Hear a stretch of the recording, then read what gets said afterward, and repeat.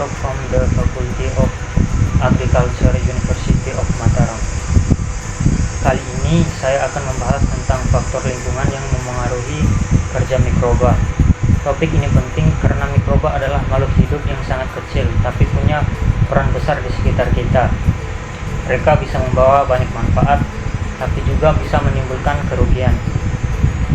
Mikroba yang menguntungkan membantu proses penguraian bahan organik di tanah, menjaga kesuburan lahan, dan digunakan dalam pembuatan makanan serta obat-obatan.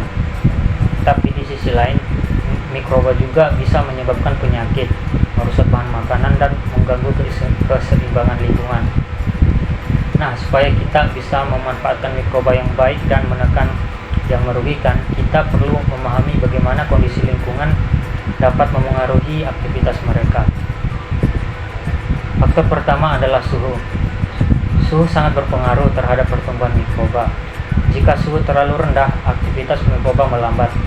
Tapi kalau terlalu tinggi, enzim di dalam tubuhnya bisa rusak dan menyebabkan kematian.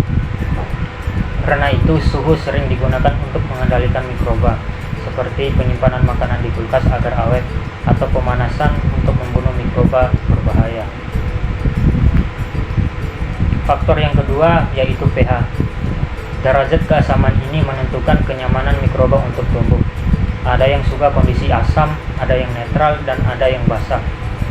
Kalau pH lingkungan tidak sesuai, aktivitas enzim terganggu dan mikroba sulit berkembang. Pengaturan pH ini sering digunakan dalam industri makanan dan pertanian untuk menekan mikroba yang tidak diinginkan. Selanjutnya, kelembapan juga menjadi faktor penting. Mikroba sangat membutuhkan air untuk bertahan hidup.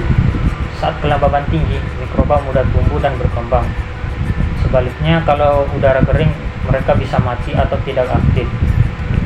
Inilah sebabnya bahan makanan cepat rusak di tempat lembab, tapi lebih tahan lama di tempat yang kering.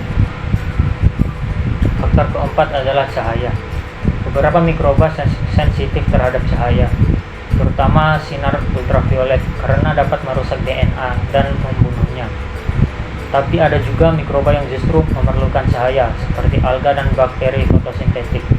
Artinya, cahaya bisa berperan ganda tergantung jenis mikroba yang ada. Faktor yang terakhir yaitu zat kimia. Berbagai zat kimia di lingkungan dapat membantu atau menghambat pertumbuhan mikroba. Zat seperti disinfektan atau antiseptik dan bahan pengawet digunakan untuk membunuh mikroba. Sementara zat lain bisa jadi sumber energi bagi mereka. Namun penggunaan bahan kimia harus hati-hati karena bisa menimbulkan resistensi mikroba jika berlebihan. Dari semua faktor itu, kita bisa tahu bahwa kehidupan mikroba sangat bergantung pada kondisi lingkungan. Dengan memahami faktor-faktor ini, kita bisa mengatur pertumbuhan mikroba sesuai kebutuhan, baik untuk menjaga kebersihan, kesehatan, maupun mendukung kegiatan pertanian dan industri.